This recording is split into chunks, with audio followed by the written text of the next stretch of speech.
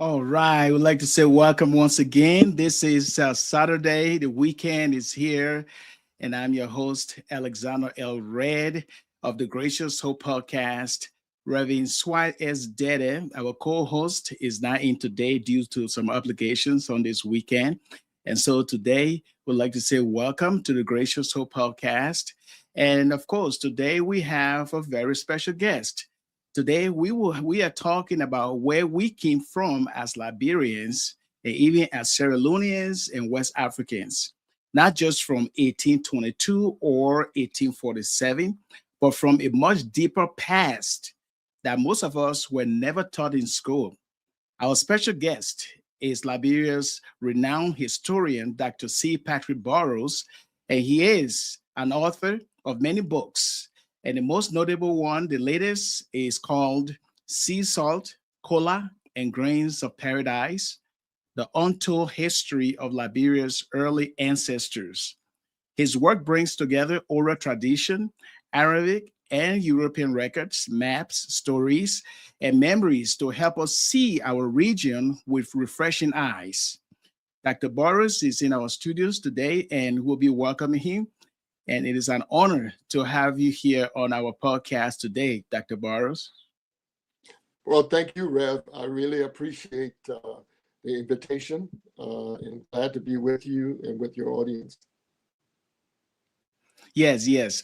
We are so excited because this conversation, as a dialogue, is not just about dates and names. It is about identity. It is about trade. It is about leadership. It is about culture and even politics, if I may add, and how our past is still shaping our present condition in our homeland, Liberia. And so for this segment, we'll look at history as a mirror we're all looking to. So tell us, Dr. Burrowes, in your work, you describe history as both factual and emotional, and you also say that it is also political. So if history is not a dead museum, but a mirror we all can look into, when we look into the world of our early ancestors on this coast, the Green Coast, what do you see staring back at us today as Liberians and West Africans? What I see is actually, I started this work more than 30 years ago. And as my journey progressed, what I saw, what came into view was shocking to me, was surprising because of what we had assumed and what many who have written before, claimed. Our region had been presented as somehow outside of history. People were not participating in major events. And so what I see in the mirror is actually a place that was the crossroads of West Africa. There were a lot of interactions, going all the way up to the Sahel, beyond the Sahel to the Mediterranean, the Middle East. So there was international trading and so forth. And so for me, it was a revelation, and it was exciting to be able to capture that story and to be able to share it. Indeed, a revelation. And sea salt, cola, and grains of paradise, the untold history of Liberia's early ancestors. You can get a copy from the bookstore. That is from Amazon.com. And he also has a page on Facebook. It's called Know Yourself Press. You can follow him on Facebook and you will get a whole lot. And before we continue our conversation here, I saw a clip regarding this book here, and I would like to share with our audience before we continue with our conversation here. So let's go here. Let's go. Let's play this video. It is very, very interesting.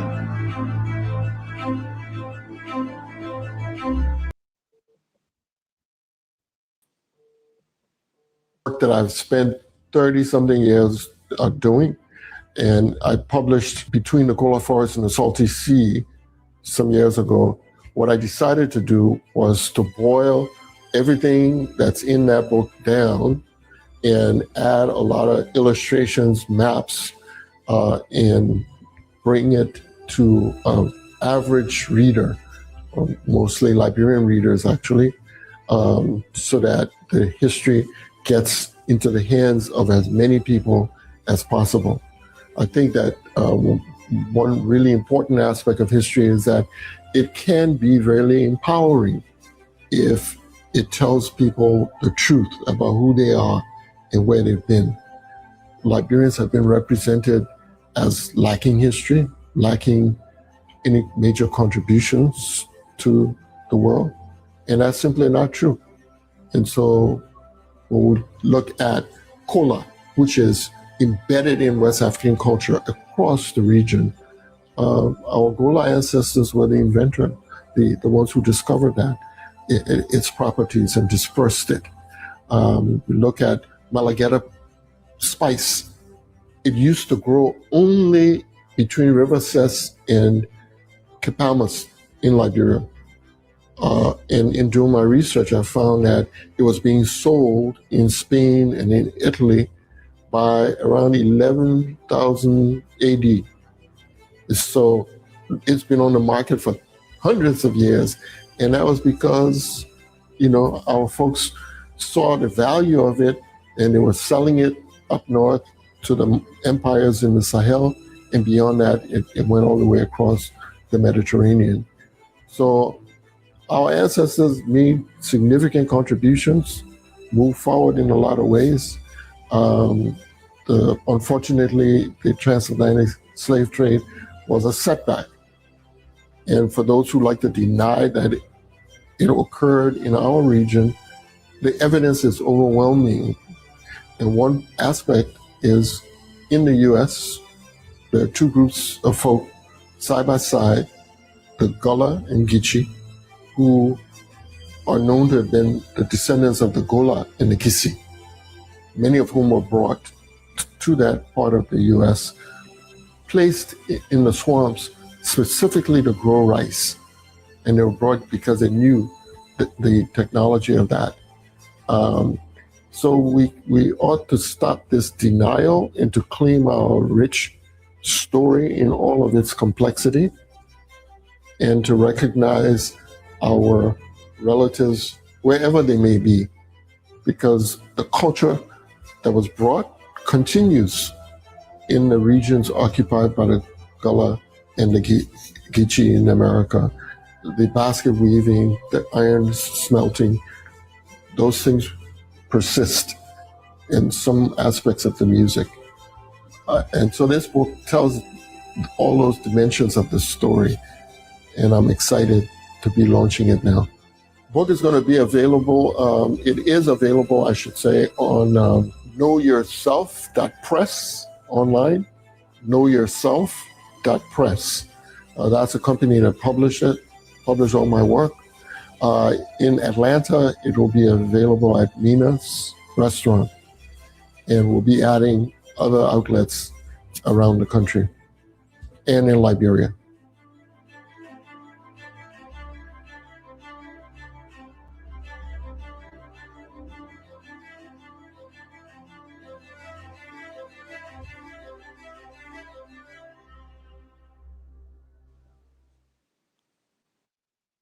What an amazing story to share with us here today. And we are so delighted. We are so delighted to hear or come across this book. I read this book on my way to Washington, D.C. in a plane, a 4-hour flight. And then the next day, I texted you to let you know how excited I was. And that prompted me to say, hey, we got to talk about this on a podcast. Yeah. And Yeah, I so remember. a lot of Liberians, they read books and they read for various reasons, but this book caught my attention because the substance of the book. And we're talking about almost 30 decades, a little 30 years of Yes, research. it is. And those decades, you condense them into 150 pages. That is amazing. And also here, before we go on with our questions, you were recently recognized for your contribution to research in Liberia by the president of Liberia, Joseph Boakai, as the Star of Africa Order at the rank of Grand Commander, one of the nation's highest civilian honor. What an honor. And your Yes. contribution, of course, it is a lasting impression for many of us. And so, as we look through your book here, or as I look through your book, the question I would like to ask you is that most of us grew up with school books that start Liberia's story with settlers in 1822 or independence in 1847. But your literary work pushes us much further back. And if our story truly begins long before those dates, how does that change who we are or who we believe we are today as Liberians? Well, the reality is that um, we cannot understand ourselves if we don't understand the long story, the journey, if you will. I'd like to compare history to a river. So if someone is standing on the bank of the St. Paul River, say someplace around Virginia or near the mouth of the river, Tuer River Farm or something on Bushwood Island, and they take a snapshot of the shoreline and they say, oh, here's the river, this is the St. Paul. Well, the reality is it is a snapshot of a place along the river, but it is not the river because the St. Paul runs from Guinea through Lofa all the way down to the Atlantic. And to take a snapshot and to present it as the river is actually misleading. So the reality is that there were processes in play prior to 1822 that helped to explain what happened in 1822. In other words, we cannot understand why the ACS selected Cape Mesurado unless we understand what was going on at Cape Mesurado before the ACS came. I'll share something with you, Rev. When I published the Kola Forest book, right, the precursor to this one, the broader scholarly book, I would go out to give book talks. People would come to me and they say, look at the book. Is Pedro de Centra in this book? Pedro de Centra, for many Liberians from our Leone elementary school, books, we knew that he was the first Portuguese who came to our coast, right? Well, people present the story in that way as if his arrival is the beginning. The reality is, the Central was sent to that area by Prince Henry the Navigator of Portugal because they wanted to find the source of the Melagata spice. In Spain and in that region of the Mediterranean, they call Melagata the grains of paradise. So our ancestors attracted Pedro de Centra to come. But many of us, when we look at our story, we look at it through the eyes of Pedro de Centra arriving as if he discovered us. Doesn't make sense. So my point is that we need to appreciate the long flow of the river of Liberian history. And it began, and I try to go back as far as I could using all the sources that are available: archaeology, linguistics, oral history, and so forth. Yes, yes, indeed. And when we talk about trade, we talk about goods and the world of our ancestors. The question that comes to mind is the title of your book is very striking: Sea Salt, Kola, and Grains of Paradise. These sound like simple products, but you treat them almost like characters in a story. What does these three items tell us about the kind of world our ancestors built along this grain coast? Well, the reason I selected to focus on those three is because they really help to shape the history of that region. Let's start with sea salt. Sea salt or salt was scarce in the area of the Sahel. The Sahel is where the empires of Mali and Ghana and Songhai, that's where they were. So they were constantly looking for salt. A lot of people were living in that region. Our Day ancestors began boiling seawater to extract salt. And they created a trade town where Bopolu is now, where they would go to meet the merchants who came from the north to buy commodities from the forest. So they would sell the salt there. The Malians decided that instead of buying salt, and the reason the trade was conducted around Bopolu is they didn't want the merchants from the north to know where the salt was coming from. It's like Coca-Cola or any other company protecting its trade secrets.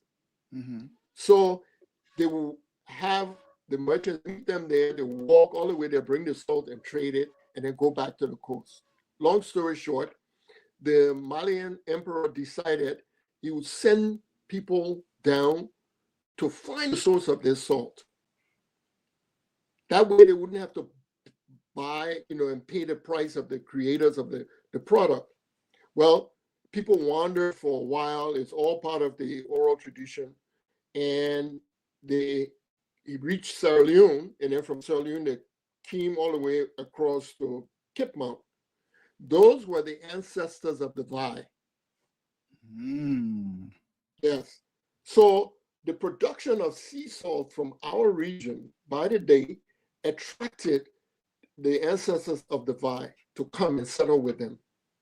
But when they came, the Vai disconnected from the Malian Empire, and they joined with the Day living in that space, and they intermarried. And today in Liberia, we have Day Gola people, we have Day Vai, and Gola Vai, because over the centuries, people have been intermarrying and melding, if you will. So that the availability of these commodities, the fact that our people were pioneering in producing these things, shaped the history of the region. Kola, our Gola ancestors found out the properties of this product, and they were exporting it also to the north, to the Sahel. Today, Kola is embedded throughout West Africa, from Nigeria to Senegal, all the way. It's a sign of hospitality, friendship, clean-heartedness because you're sharing it with the other person. It's so West African. It originated with our people, and we don't claim it. We don't recognize it. And the same is true with Malagueta, the story I shared about Pedro de Centra. We exported it. It was seen as so valuable. It was called the Grain of Paradise. And then people came looking for the source of this commodity. And that's how the Portuguese arrived in our region. The influence of those products is so important that I thought, I need to build a story, around them. I also wanted to convey to Liberians that, we need to stop looking at ourselves as somehow lacking agency, being reactionary, reacting to things rather than being the ones who are initiating processes that affect other people. But one of the challenges from our history from that period is, we were producing and exporting raw commodities, raw products that are processed, and we find ourselves still doing that. And so the sooner we can find ways to add value to the things we produce, the better off we will be. You think about soft drinks. When Coca-Cola started, they were using the actual extract from the cola plant in the drink. And later on, they developed the artificial version, right, for flavoring. But they adopted that into the drink because it helps to suppress thirst, it helps to suppress hunger. And it was our ancestors who found out the power of that product. Wow. Okay. And when you describe the Windward Coast, you do not describe a forgotten corner. You describe a crossroads, Yeah. a Yeah. crossroads that was so busy with ideas, trade, and movement. Now, if that is true, what lies do we need to unlearn about being from Liberia, Sierra Leone, or Guinea? And what healthy pride should we recover? I'm glad you posed that question, Rev. Um, you see, I want to share with you, with your audience, I should say, because I know that many who watch this program, watch this podcast, are Christians. Christians believe the Bible is a blueprint for spiritual life. History is the blueprint for national life, I would argue, right? In terms of the connecting of people, history serves that way. It's a map of the past, our connections across, and so forth. If we don't have that, we are like Alzheimer's patients. Anybody who has had a loved one who suffers from Alzheimer's knows the challenges of orienting someone who has lost their memory. They don't remember their spouse. They don't remember, that this is their child. How challenging it can be. And you're trying to guide the person to say, let's go in the restroom, you need to take a shower, and they're going the opposite direction. But now you take that and multiply it by 5 million people who don't know who they are. It's a disaster. Yeah. And the other dimension of this is our story is not only confusing because it's not known, because it hasn't been fully investigated, but also because there are bits of erroneous information that people keep repeating. But I would like to say to viewers that we have reached a critical junction, that there's a kind of a contest at the moment in the field of Liberian studies between falsehood and truth. And I would say to viewers, as consumers of history, you want to be careful what you consume. Mm-hmm. As you would be careful what you put into your body, it's important for us to be careful what we put into our hearts about who we are and our connections with each other. There are these divisive, disempowering myths that have circulated. And as someone who has tried to uncover the truth and bring it out, the attacks are just ongoing because people don't want the false narratives to be disturbed. But I think we're at a critical point, and I know that the contest is temporary because truth wins out in the end. I know this because as I travel and I give talks on the history of the country, the young Liberians in the diaspora in Liberia, they don't believe the myths. They don't believe the falsehoods anymore. Mm-hmm. They say this is not making sense, right? Mm-hmm. And they're searching. And so when you are able to present them with cogent explanations, Yeah. they're like, okay, now I understand. So I just say to the consumers, the consumers of history, people who are passionate about our story, we just need to be mindful of what we are picking up. Ask ourselves, what's behind it? Is this person trained to do this? Are they taking care in what they do and how they explain, rather than doing like emotional appeals on the basis of propaganda? it should be reasoned. And so that's my understanding. That's where we are. Yes, yes, yes. And it's always good to, search deeply, because when I read a book, it opened my eyes to something new, and the way you combine oral tradition and the archives that you search over those years. And one of the feature of your research that stands out is how you bring Liberian grouts, storytellers, and elders into the same conversation with Arabic, Portuguese, and European documents.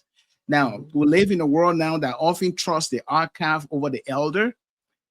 So then the question is, what are we losing when we dismiss oral tradition? We risk we risk losing, I would say, half of the archives, because these are oral archives. Is a file I have of Kola oral traditions, and one of these books was collected, oral traditions collected by Honorable Jangaba Johnson. All right, but here's why this is important. There's a bridge going from Bushra Island to Cornwall that's named after Zulu Duma.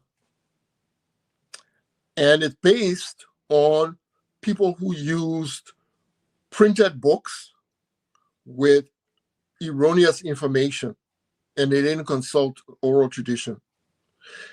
So if you go through the records, right, of early Liberian ancestors, what you find is that people were interacting with Europeans for centuries. Smoked fish, smoked herring, codfish, all came from Europe. Brandy, rum was available, etc. And our people were selling things from the coast, in exchange, okay? But in the course of those interactions, there were local people on the coast who adopted European names. They were using European names. Some people lived in Europe for years and came back speaking Dutch, Portuguese, etc. One of the names that was popular was Peter. So the day ruler on Bushra Island, who negotiated with the ACS officials to make Cape Mesurado available, was named Peter, Tau Peter, the ruler. But his assistant, his prime minister or speaker, was called Long Peter. And there was, at that time in the early 1800s, a ruler in Cape Mount who was called Peter Softly. Peter Softly was the nickname of Zoluduma. The people who recorded the name Zoluduma as the name of Peter on Bushra Island were wrong. But they went with it. And the folks who decided to name the bridge went with what they saw in the book. Book, not by a historian, by the way, was written by political scientists. So they got it wrong. But if you go to the oral traditions of the Kola, well, you find that Zoluduma was a slave kidnapper, kidnapping indigenous Africans to sell to slave merchants. And he was notorious, but he never lived anywhere near Bushra Island. He was living in Cape Mount. According to the oral traditions of the Gola, this man was so unscrupulous, he convinced his sister, who was the head of the Sandy Society, that he wanted her to bring the girls who were coming out of the society school, bring them to the coast so they could go on a ship and dance for the captain. And his sister brought the girls as soon as they graduated, took them on board the ship. What she didn't know is that Zolu Duma had made arrangements with the captain to sell the entire group into slavery. This is what the oral tradition records about this man, but it also records his location. And furthermore, if you consult a map of Kipmount based on the clans that lived there, prior to the war, there was a section of Kipmount that was called Soluduma clan based on where he lived. So there was never any connection between him and Bushel Island or, the area around Caldwell. But people went with only the written records and they got it wrong. The question is whether, realizing that this was an error, people will be willing to correct themselves, correct the record. Because if we don't, we are providing erroneous information to the children.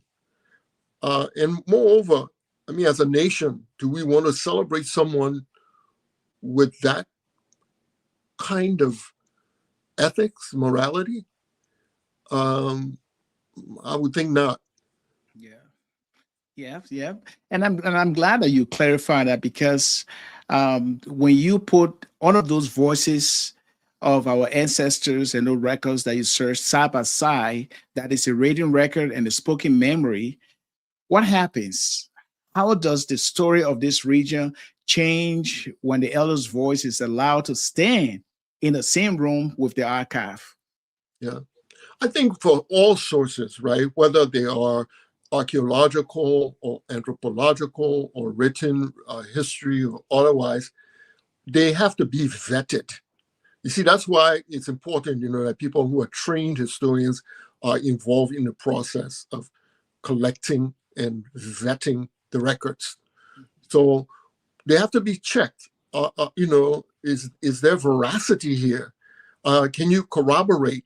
In fact, I'm explaining, I'm preaching to the choir, because as a journalist yourself, or a long-time professional journalist, you know that journalists are trained not to rely on one source. You want multiple sources. You need someone to corroborate that what this man said is true, that he was there at the time, and so forth.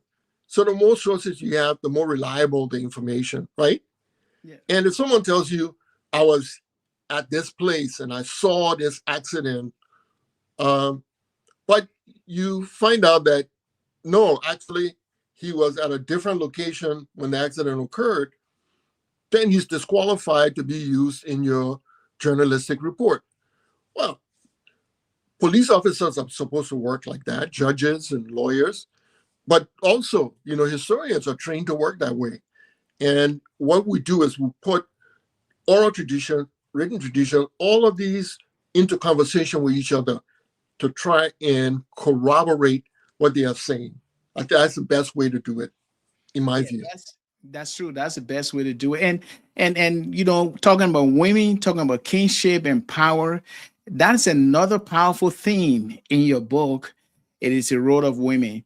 You demonstrate that many communities along this coast were matrilineal and that women held real political and economic authority. So when you place that history beside the way women are treated in many of our homes, in many of our churches, in many of our political system or our politics today, what tension do we feel? It's unfortunate that we have come to see our past through the eyes of people who come from other regions of the world. And people came with certain presuppositions, certain assumptions about Africa and African culture.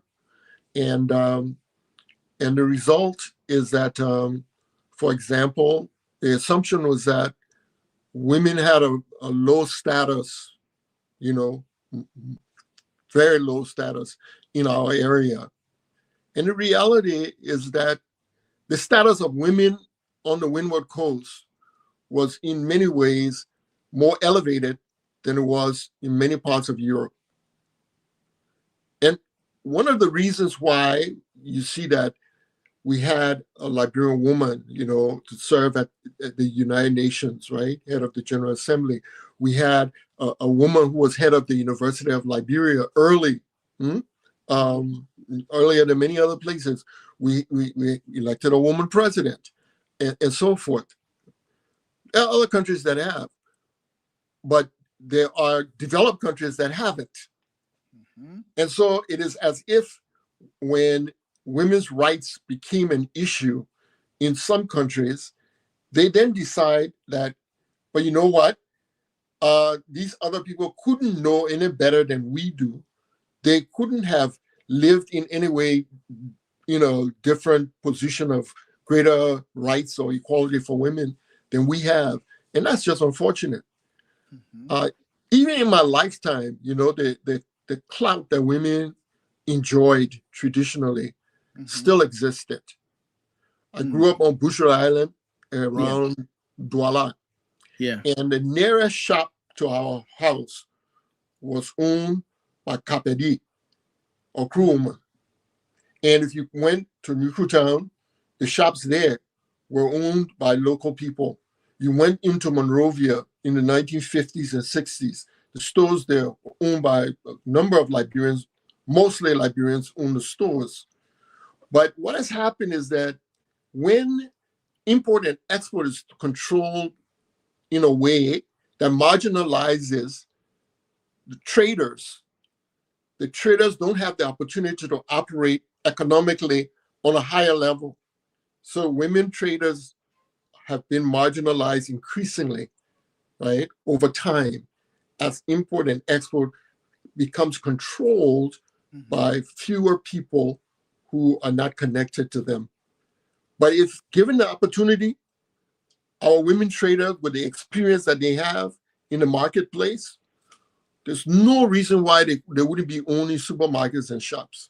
Okay. And in our society, we look at the patriarchal system, but how might recovering that memory of women's authority and responsibility in the past help us rethink about leadership, family life, and even church today?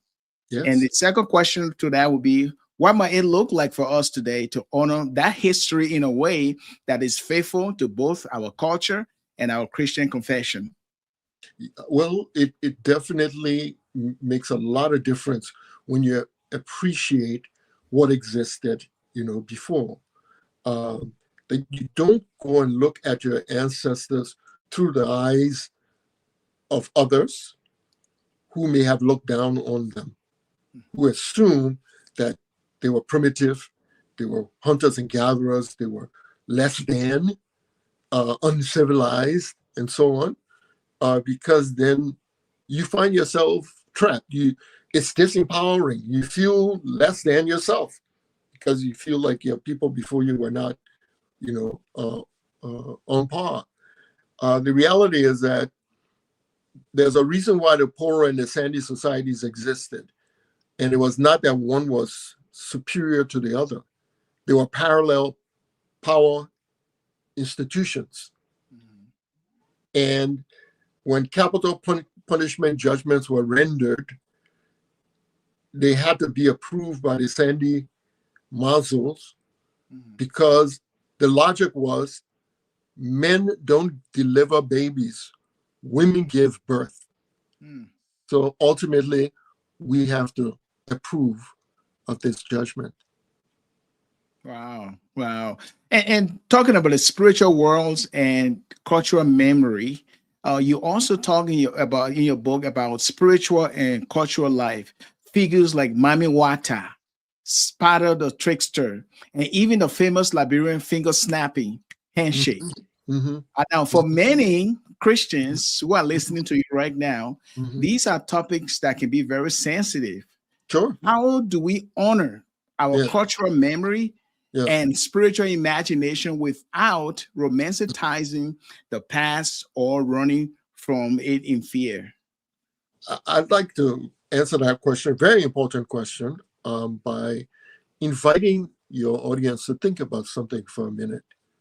Why is it that in this globalized world we live in, there's a deference, a respect that is shown towards Hinduism, towards Buddhism, the religions of other regions of the world. In the US, you have yoga studios where people import from the East, right? These practices that were once associated with the religious and spiritual practices of other cultures. But African systems are almost universally demonized. And I would argue that it is disempowering. It causes Africans to assume a position of inferiority vis-a-vis the rest of the world. An unfounded position, because a lot of what the rest of the world benefits from started on that continent. I mean, as Christians, think about it. Harold has issued his order for the children of a certain age to be dispatched, seized. Where do the earthly parents of Jesus take the child? To Egypt, to Africa. Yeah. And so we have a place in the world, in the story of the world. Now, let me go to the point you made about Spider, because that's one of my favorite characters in the culture. Okay, so I grew up on Spider stories, absolutely, and I feel that we are profoundly lacking because we have not embedded Spider stories in our curriculum. We don't have cartoons on television that carry Spider and will inculcate the teachings related to Spider in the generations to come. Why do I say that? Because Spider was a means by which the ancestors were teaching critical values to the young ones. And those values were, don't be selfish. Yeah. Don't be greedy. So Spider is presented as the main character, but he's not a hero. He's an anti-hero. So the children are being shown Spider in order to teach them, don't be like Spider. Mm-hmm. You remember Spider, don't you? Yeah. Yeah. So the story was, don't be like this character. Now, the lessons are being delivered, very important, foundational lessons in ethics, morality, and so on, but it's being delivered with humor. Yes. You take the medicine, but it's got syrup, to sweeten it. So when that night is over and you fall asleep, the next night you calling your parents or calling whoever, older siblings, oh, I want to hear another Spider story. Tell me that story again. You don't realize that what you're doing is you are bringing yourself into a world that structures your sense of morality and ethics and fairness, justice. Yes. Oh, it's a loss. Why are we doing away with? Why have we abandoned, those stories? Mommy, All what because we want to run behind Snow White and Goldilocks. I can do both. I mean, I don't want to denigrate other people's culture.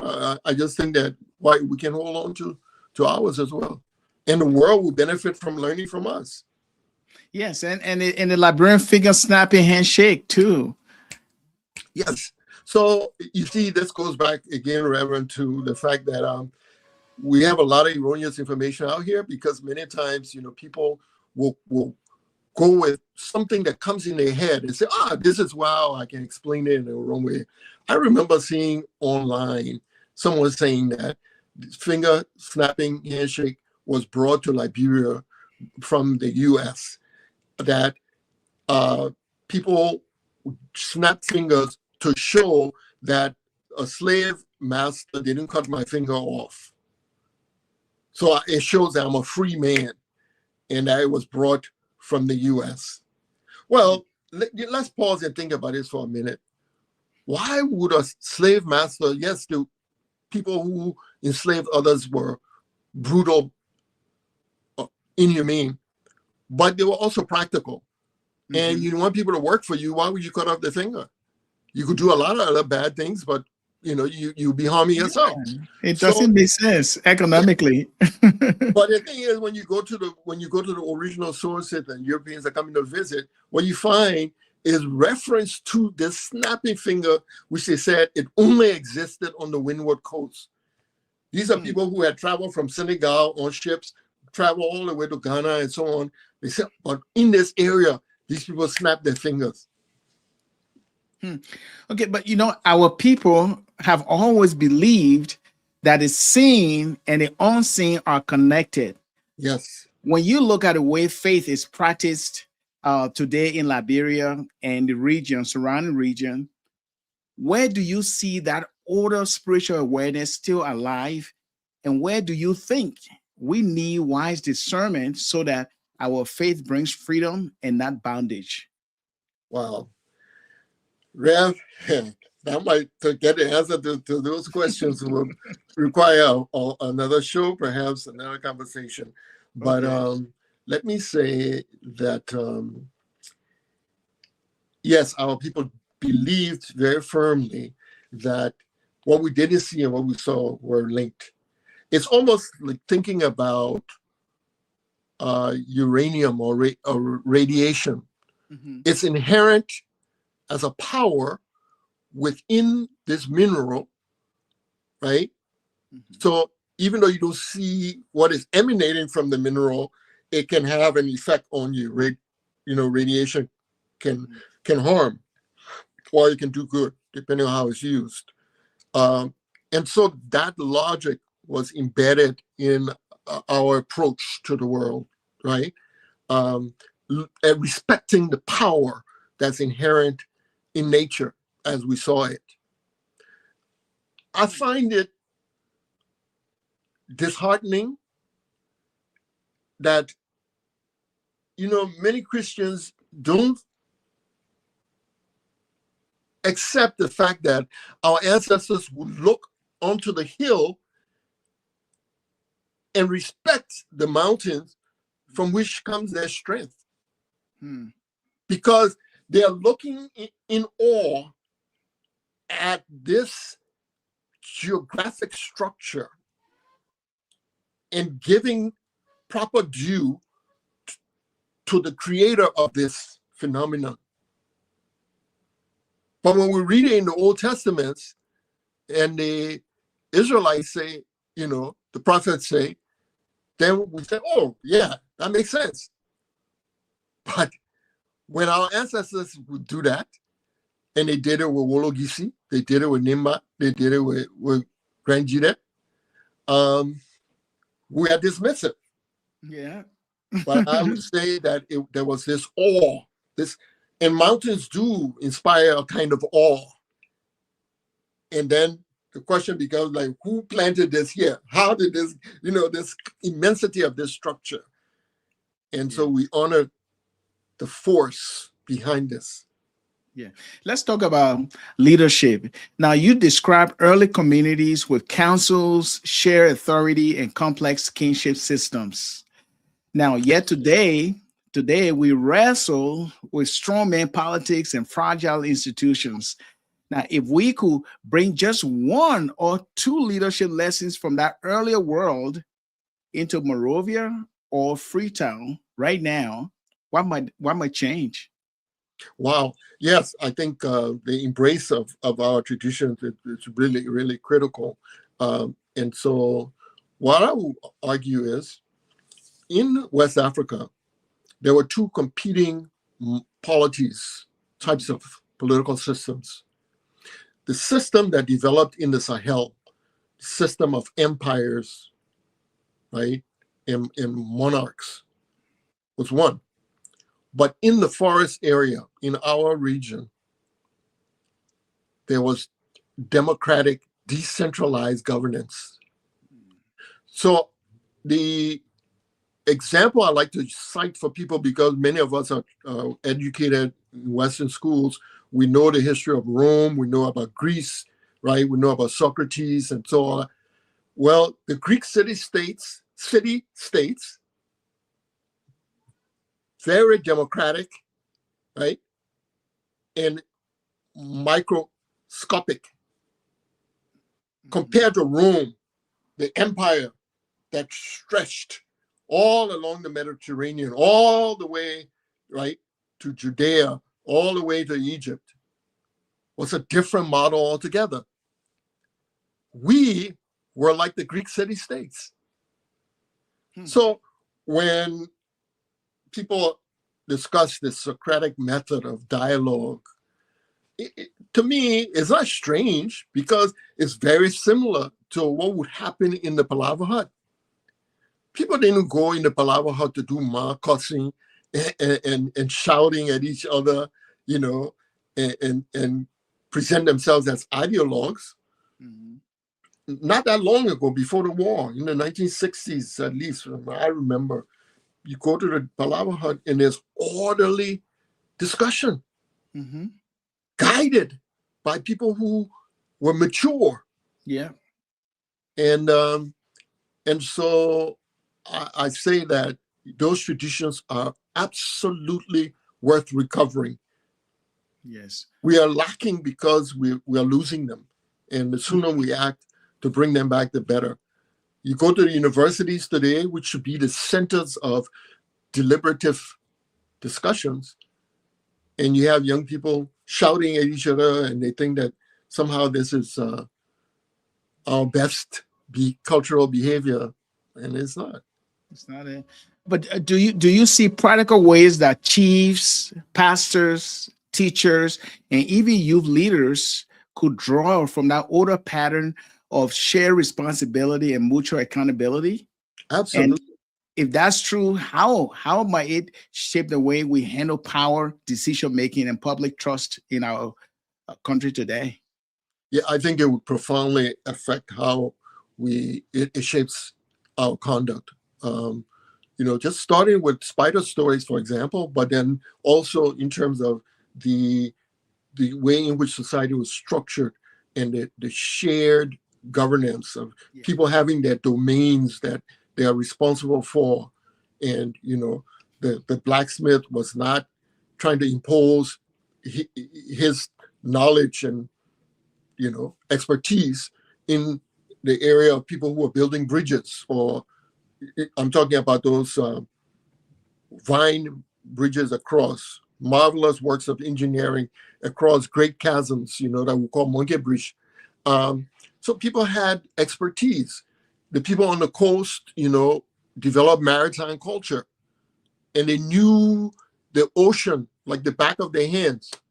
So when the Portuguese came, they taught the Portuguese the currents in the Atlantic around our area, because the Portuguese were coming from a different part of the world. They didn't understand the currents in our Atlantic. So that respect for balance, you got your expertise, we'll call on you for that. This other person has theirs. This is your domain, this is his domain. When we put those together, they balance. It's like the stool.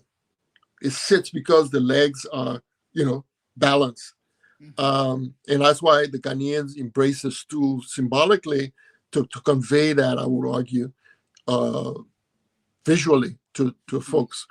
I think that was part of the culture, and it needs to be reclaimed for our benefit. And looking at the history, we can also see trauma. We can also see out of the trauma healing. Now, our region as a whole carries that deep wound, okay, from slave trade to civil wars and displacement. You have said that understanding our ancestors is a form of resistance and also resilience. Now, for a young Liberian or Sierra Leonean listening to you right now, who has never heard these stories of traders, healers, and leaders from centuries ago, how can this knowledge help them face unemployment, migration, pressure, and even trauma today? Well, I think that when you are exposed to the stories of people who were resilient, It's inspiring. It gives you something to hold on to. It gives you an example. It gives you models. Uh, when I started reading, my parents would bring stories home, uh, storybooks, that would encourage my interest in reading. But they also were intending to cultivate a sense that you can overcome obstacles. They would give me stories about people who were in some way overcoming difficulties. Helen Keller, the blind American woman who became a writer and so forth, were some of the stories I remember, reading early. Our ancestors are examples of resilience. We need to draw on them as models. They made a way out of no way.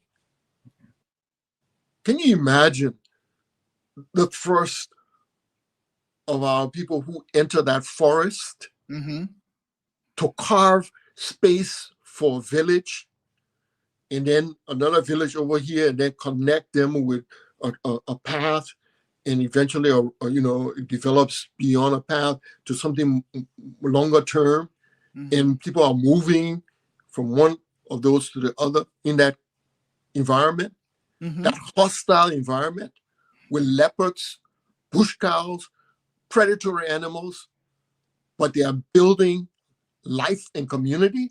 Yes. Risky. It's powerful. Powerful. Yeah.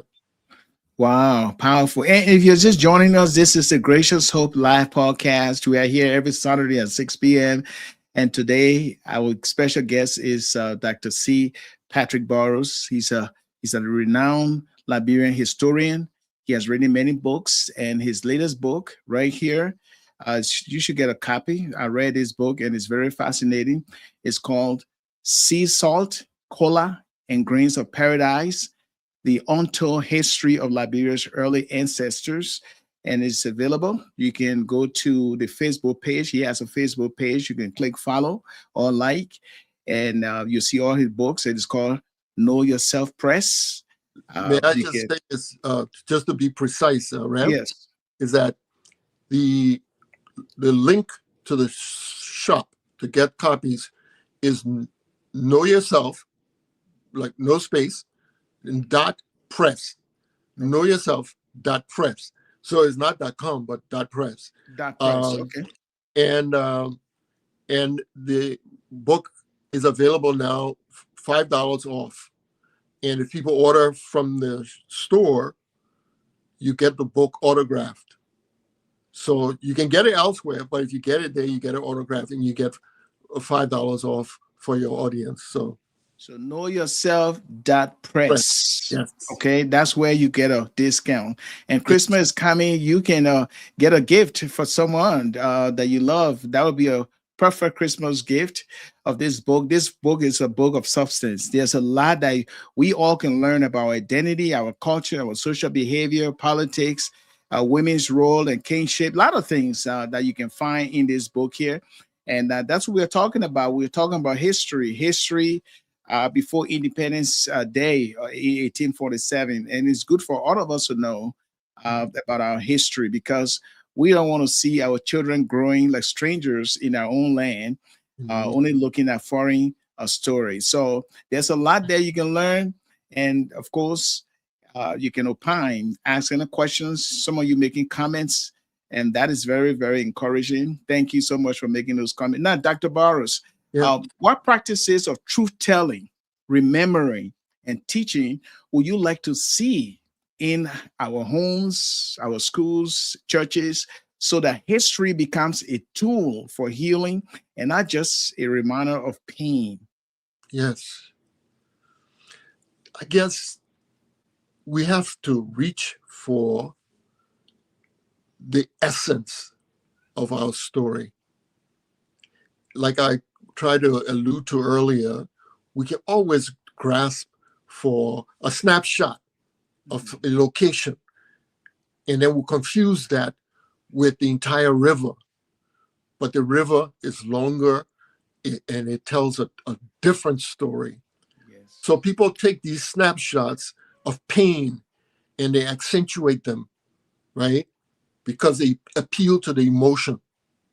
And those points of emotional trauma are divisive.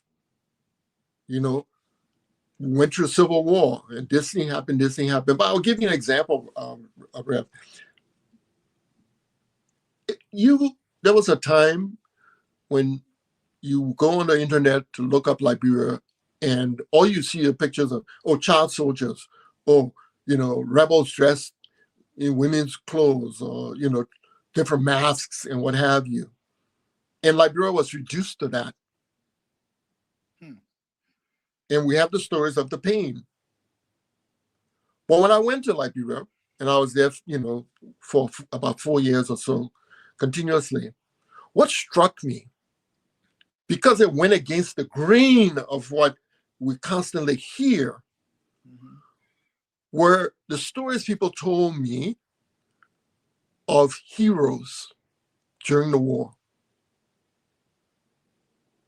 Not only warlords, right? Not only victimizers, but people who saved lives. And many of those stories involve people who were from other ethnic groups. Why did people remember those so much? Because they were unexpected. Yes.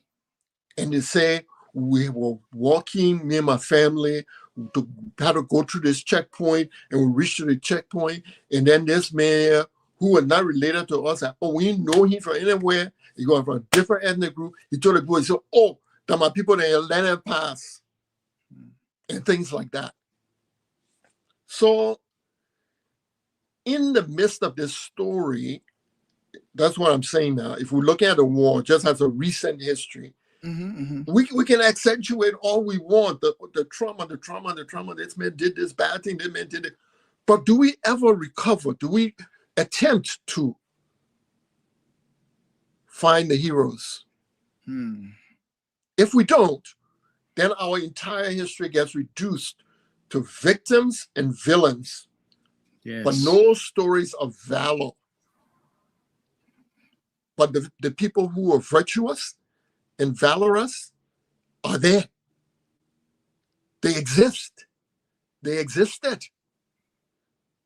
We can choose to ignore them, overlook them, or we can recover their stories. And here's a question for you, Dr. Burrowes, someone who is listening here. We've got a lot of people listening here. Say, outside of your own work, what book will you recommend to the next generation of Liberians who are interested in that true story? But the person itself will be brave, man. So I'm a jump on my book. It's fascinating. So there are many books out here. It depends on what the focus is, what a person is looking for. What period, there are different books that cover different periods. So it would depend on some of that.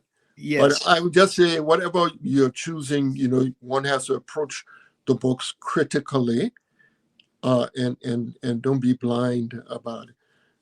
Ask yourself, how sensitive is the writer to the people that he or she is writing about? And there are other questions, and how trained this person is in recovering history and so forth. And so I'm just concerned that too often we settle for whatever people are giving out for free.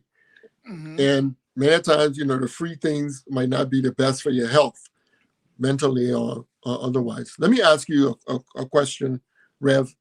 And I'm posing the question, I guess, also to your audience. But how many books do you think are in my library?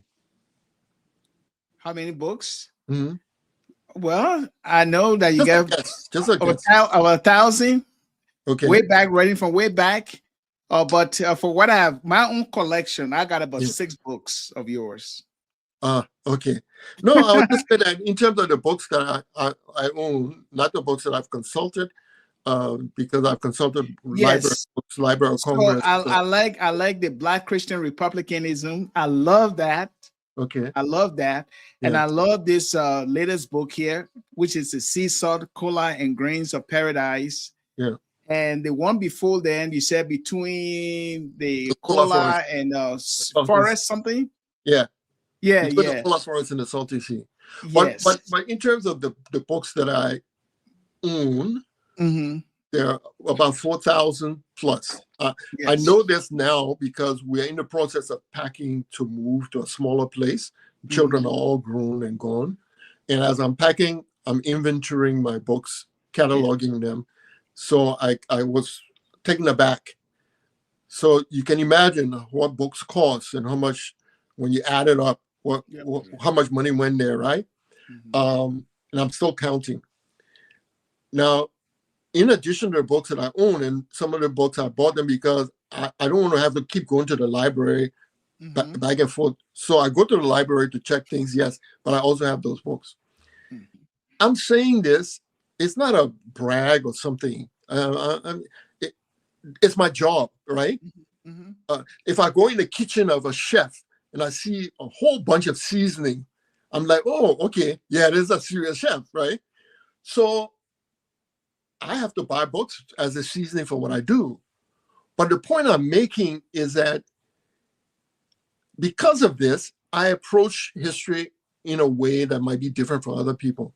If somebody jump out and start telling me the history of Liberia, and it's like, how many books has this person read? Oh, I read one book on the internet. This is what it said. Oh, I saw this Wikipedia page, and that's what it said. To me, that's not good enough. So my practice gives me a certain skepticism, or it informs how I approach history, how I approach what people are offering. And I'm inviting, us Liberians to really take our stories seriously. It has consequences for us and for our children, And this is something that getting the history and understanding, something that you started from almost childhood at 11 years old. I remember you were telling me at 11 in your household, they used to give newspapers and a lot of reading from there on. And so you got very voracious in your reading habit. Yeah, I started reading and I liked it. And then my parents decided to encourage me. But the thing that influenced me a lot was my dad brought a book home called Legends, Folktales and Legends of Liberia. And so it had spider stories, it had oral history in it and all that. And I just became fascinated because I used to be told spider stories. Now I was reading spider stories for myself. It added a different dimension, Yes. But then I was reading oral history, and that whetted my appetite for history. Okay. Yeah. And writing history for ordinary people, making it simple or simplifying for people to understand. You, in a way, in a fascinating way, your writing style is understandable for a lay person. You often say that Liberian history has been trapped between dense academic text and thin propaganda. Now, when you crafted this book with maps, with stories and clear language, who did you have in mind as the reader? The young Liberians, I would say teenagers, college students were the ones in my mind. You see, when I did the Between the Kola Forest and the Salty Sea, 400 plus pages, it was a scientific work, a scholarly work. I wanted people to see the sources I used, to be able to judge it for themselves. They're not they say business I'm talking. I went to Paris, I went to London to collect things and so on. It's there. Okay. So when I did that book, my thinking was my peers, classmates would invite me and say, my man, come, let's talk about your book what you now publish, let's hear more. That's not what was happening. I kept getting invited to places where there were a lot of Liberians. Minnesota first, then Dallas, Atlanta, you name it, Philly, Staten Island.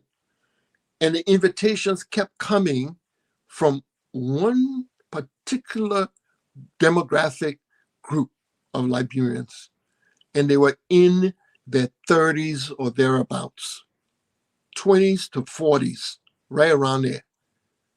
So my friends, my peers, they're like, man, I know everything I need to know about Liberia, you know?